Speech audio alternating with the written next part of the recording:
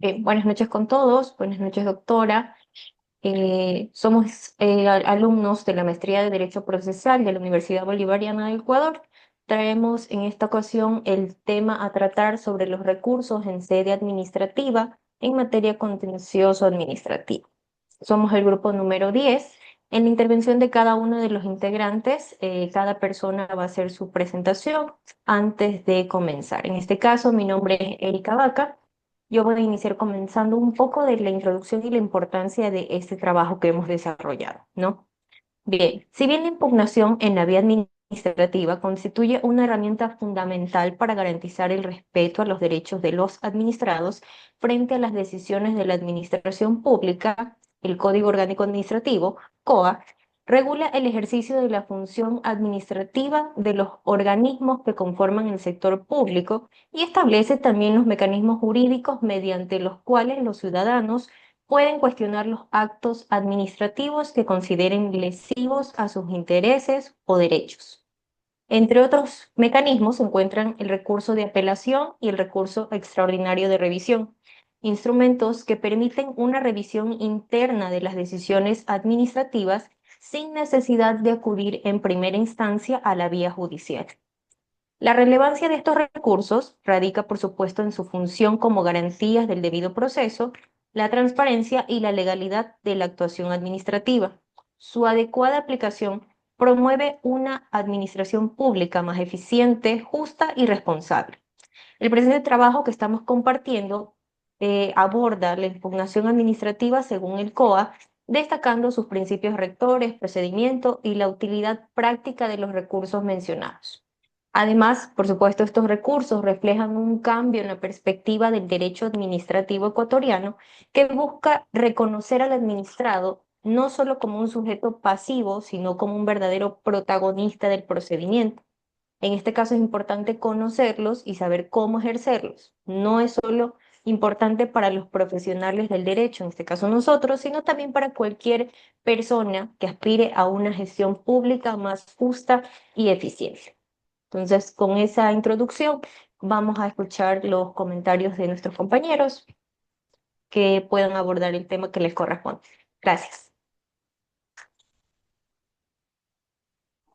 Muchas gracias. Buenas noches. Mi nombre es Oscar Albán.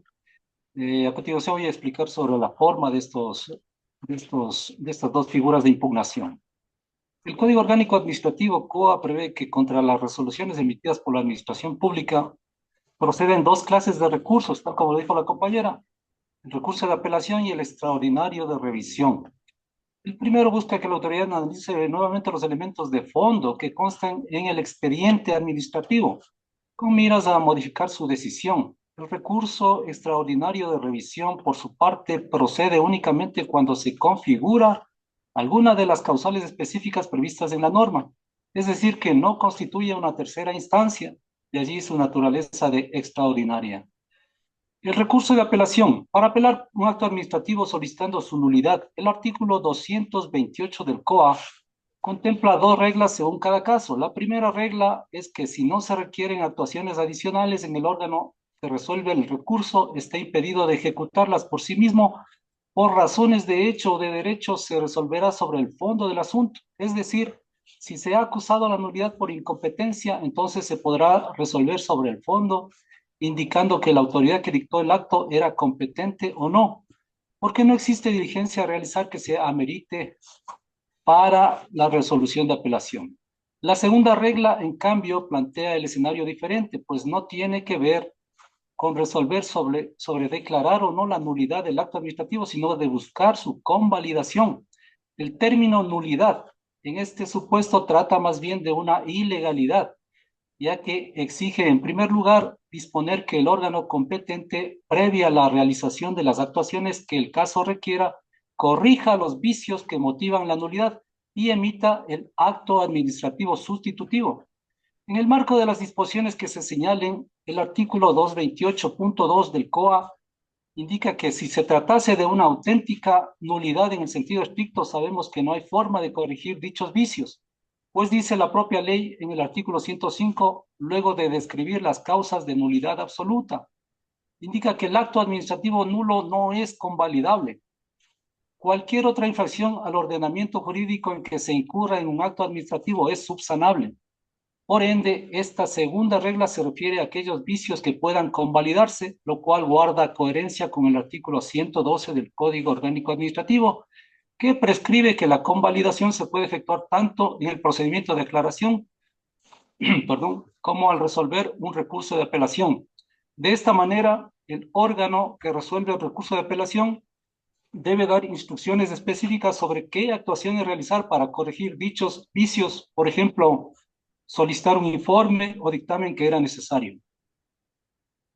Sin embargo, será otro servidor distinto a aquel que provocó los vicios el que se encargue de ejecutar las instrucciones y dictar el acto administrativo sustitutivo. Siguiendo analógicamente las reglas de excusa, tendrá que asumir el encargo un servidor público de la misma jerarquía o un superior inmediato, tal como lo establece el artículo 87 del Código Orgánico Administrativo. El recurso extraordinario de revisión.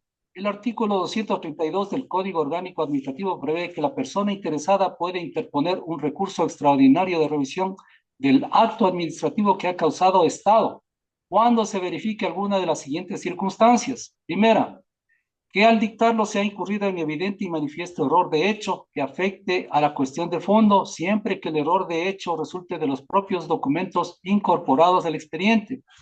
Segundo, que al dictarlo se haya incurrido en evidente y manifiesto error de derecho que afecte a la cuestión de fondo. El recurso extraordinario de revisión se interpondrá cuando se trate de la causa 1 dentro del plazo de un año siguiente a la fecha de la notificación de la resolución impugnada. Deriva, por tanto, del citado precepto que, a diferencia del recurso de apelación, el recurso extraordinario de revisión no está destinado a revisar los argumentos jurídicos utilizados por la autoridad en su decisión, sino que está encaminado a revisar y remediar, de ser necesario, defectos en la tramitación del procedimiento administrativo. Resulta evidente que los fundamentos del mencionado recurso extraordinario de revisión no guardan ninguna relación con las causales previstas en el artículo 232 del COA y lo que busca es volver a revisar una decisión que ya ha agotado todas las instancias administrativas. Eso como un comentario adicional. Hasta ahí mi intervención, paso la palabra. Buenas noches, compañero. Buenas tardes. Buenas noches, doctora. Mi nombre es Patricio Camba, continuando con la exposición sobre lo que me toca a mí sobre el plazo. Para hablar de lo siguiente, quiero, re- quiero recordar lo que han dicho mis compañeros. Lo que ellos han dicho, ahorita viene el plazo, lo que la ley establece y ahorita a aplicar la ley. Un plazo determinado como hay un límite, no es que términos van de largo, también hay plazos que se debe cumplir a cabalidad, como lo establece en los códigos establecidos. Tenemos también y como lo establece en el código, en el artículo 158, que nos, que nos, que nos dice, los términos solo pueden fijarse en días y plazos, en meses y en años. Se prohíbe la fijación en términos o plazos o en horas. Los plazos o términos en días se computan a partir del día hábil siguiente de la fecha en que, primero, tenga lugar a la notificación del acto administrativo. O sea, eso quiere decir al día siguiente que ha recibido la notificación. Dos, se ha efectuado la diligencia o actuación a la que se refiere el plazo o término. Tres, se haya presentado la petición o el documento al que se refiere el plazo o término. Se produzca lo, es, lo estimación o desestimación por silencio administrativo. En los numerales 2 y 3 no es necesario que haya vencido el término conce- concedido inicialmente para que cuente el término siguiente. Por ejemplo, si se otorga a los 10 días el artículo 140 para subsanar una petición por el interesado lo cumple, entonces desde el día siguiente corre el término de 30 días que tiene para notificar la decisión a efectos de no incurrir en silencio administrativo. También tenemos en su concordancia el Código Orgánico General Proceso en su artículo 73, 78 y el Código Civil también como lo establece su artículo 33. Tenemos también un ejemplo, el término de prueba hasta 30 días, lo que da un margen de actuación otorgado un tiempo menor. Los plazos fija el mes y años, y los términos en días. Se prohíbe la fijación de plazos en términos en horas, o sea, nunca se va a ver en plazos en términos en horas, digamos 2 horas o 3 horas. El CUA también así tenemos señala, solo puede fijarse los días, su cómputo no incluirá los días sábados y domingos y los declarados feriados, tampoco no va a haber, no se va a hacer, no se va a contabilizar. Si se declara los días feriados solo en la jurisdicción del interesado o de la sede del órgano administrativo en el procedimiento administrativo. En este caso, si es del Distrito Metropolitano de Quito, sería solo en Quito nomás, no serían las demás provincias, digamos, y en este caso se hace cuando hay feriados, cuando es la independencia de Quito. Escucharon que se enloja que saben hacer así ese tipo que solo se enloja el feriado, en que Quito se trabaja normalmente. Entonces ahí en Loja ese día ya se toma como feriado, ya no sería cómputo. Primero, al hablar del órgano administrativo no se refiere a la sede principal de la entidad pública, sino donde esté ubicado el órgano que sustancia el procedimiento administrativo. Segunda, en el caso de existan muchos interesados del distinto jurisdicciones, se deberá estar a la jurisdicción del representante común. Tercero, en caso de que exista varios interesados que se presentan individualmente, el feriado y la jurisdicción de uno aprovechará a todos los interesados a que el día será considerado feriado y el procedimiento administrativo. También, también como tenemos en el artículo 160 del Código Orgánico Administrativo menciona, los plazos se computarán la fecha, en caso no sea desde el día siguiente. Ejemplo, el COA publica el registro oficial el 7 de julio del 2017 y su disposición final establece que entrará en vigencia luego de 12 semanas. ¿Qué quiere decir? Que el 7 de julio del 2018. De igual forma, si en los meses de vencimiento no hay día equivalente a aquel en que comienza el cómputo, se entenderá que el plazo expira el último día del mes. Por ejemplo, un plazo de un mes que corre desde el 31, digamos, del mes de marzo, vence el 30 de abril. Ahí se termina el mes de abril. Un plazo vence en el día feriado o fin de semana. No se realizará ninguna actuación por parte del interesado, como sucede en los términos, por lo que no se necesita atención al público en esa fecha y por lo tanto no hay problema de su vencimiento sea un día inhábil. También tenemos la prohibición del COA. No se admitirá términos o plazo máximo para la emisión de notificaciones del acto administrativo, salvo disposiciones contrarias de oficio a petición de la persona interesada, siempre que no perjudique los derechos de una tercera persona, pueda conceder la ampliación de los términos o plazos previstos que no excedan de la mitad de los mismos. A petición de la persona interesada y la decisión de la ampliación se producirán antes del vencimiento del plazo. En ningún caso se empleará un término o plazo y vencimiento. Se ampliará el término o plazo máximo para la emisión y notificación del acto administrativo. La decisión de ampliación se notificará a las personas interesadas. El término de plazo en el artículo 34, numeral 12 de la Ley para la Optimización y Eficiencia de los Trámites Administrativos establece como una falta del servicio público. Por ejemplo, no atender los trámites de la ciudadanía o hacer fuera de los plazos previstos en la norma.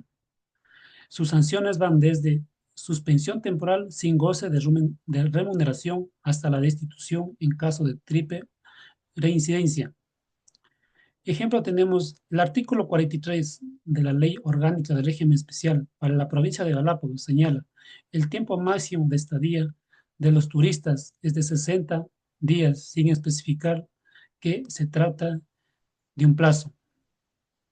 También tenemos, asimismo como el COA da beneficios, también tenemos errores del mismo COA que refiere el plazo en días. Estos deben ser entendidos como términos. Ejemplo, el plazo concedido en el último inciso del artículo 141 para resolver la inadmisión de la petición. En realidad, esa palabra inadmisión de petición es término para identificar bien. En el artículo 35 también tenemos el Código Civil. En el plazo cuenta todos los días, inclusive fines de semana y feriados en el Código Civil. Prohibiciones de otras normas. Por ejemplo, la Ley Orgánica de Contraloría General del Estado otorga 180 días términos improrrogables para la emisión de informes de la auditoría, en este caso cuando estén realizando auditorías. El Código de Ingenieros establece en el artículo 263 plazos improrrogables para presentar la solicitud de reivindicación de la propiedad intelectual. El artículo 43 de la Ley de Régimen Especial para la provincia de Galápagos establece permanecer improrrogables a los turistas, como ya lo expliqué anteriormente. Eso sería por el momento. Gracias, compañeros y docentes.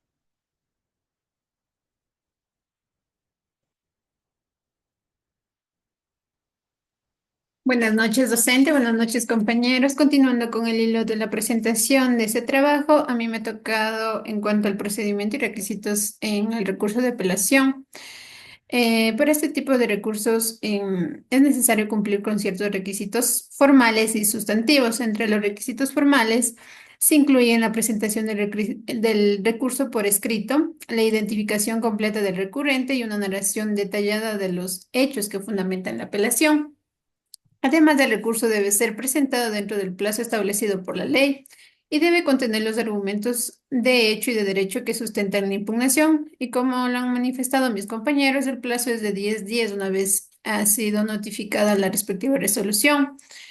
En cuanto al recurso de apelación y su resolución, puede implicar la confirmación, la modificación o anulación del acto administrativo impugnado. En algunos casos, la autoridad que resuelve el recurso puede ordenar la realización de actuaciones adicionales para corregir los vicios que motivaron la apelación. Es importante destacar que si el acto administrativo fue emitido por la máxima autoridad administrativa, la impugnación solo puede realizarse por vía judicial. Estos recursos de apelación es fundamental para garantizar el derecho a la defensa y a la tutela judicial efectiva de los administrados, permitiendo y asegurando así que las personas tengan la oportunidad de cuestionar y buscar revisiones de resoluciones judiciales o administrativas que se consideren injustas. En cuanto al recurso extraordinario de revisión, para interponer este recurso es necesario cumplir con ciertos requisitos formales y sustantivos. Entre los requisitos formales se incluyen la presentación del recurso por escrito, la identificación completa del recurrente y una narración detallada de los hechos que fundamentan la revisión. Además de este recurso debe ser presentado dentro del plazo establecido por la ley y debe contener los argumentos de hecho y de derecho que sustentan la impugnación. Conforme así lo ha manifestado mi compañero Oscar, esto es a un año notificado la resolución, así como también a los 20 días, dependiendo y revisando las causales conforme lo prevé el artículo 232 del COA. Que incluyen la aparición de pruebas nuevas, errores materiales de hecho, de derecho, vicios en el procedimiento o que afecten la validez del acto administrativo. Estas causales deben ser claramente fundamentadas en el escrito de impugnación. La resolución de recurso extraordinario de revisión puede implicar la confirmación, modificación o anulación del acto administrativo. En algunos casos, la autoridad que resuelve el recurso puede ordenar la realización de actuaciones adicionales para corregir los vicios que motivaron la revisión. Es importante destacar que si el acto administrativo fue emitido por la máxima autoridad administrativa, la impugnación solo puede realizarse por vía judicial. Hasta aquí mi intervención. Continúa mi compañera. Buen día, doctora. Soy Carolyn Jaramillo y voy a exponer de forma breve las conclusiones del trabajo de investigación grupal. El Código Orgánico Administrativo y la jurisprudencia ecuatoriana proporcionan un marco legal normativo claro y robusto para la interposición de los recursos en temas administrativos, normativa la cual contiene requisitos, procedimientos, vicios de legalidad, causales, plazos y términos para actuar frente a la administración pública y viceversa. Los recursos en sede administrativa en materia contencioso administrativo son mecanismos esenciales para la protección de los derechos de los administrados y la garantía de la legalidad y transparencia en la administración pública. El hecho de que nosotros podamos actuar demuestran la importancia en la protección frente a los ciudadanos con este ejercicio del poder estatal en los principios de legalidad, imparcialidad y participación ciudadana, destacando también la preocupación por equilibrar la eficiencia gubernamental con salvaguardar los derechos individuales.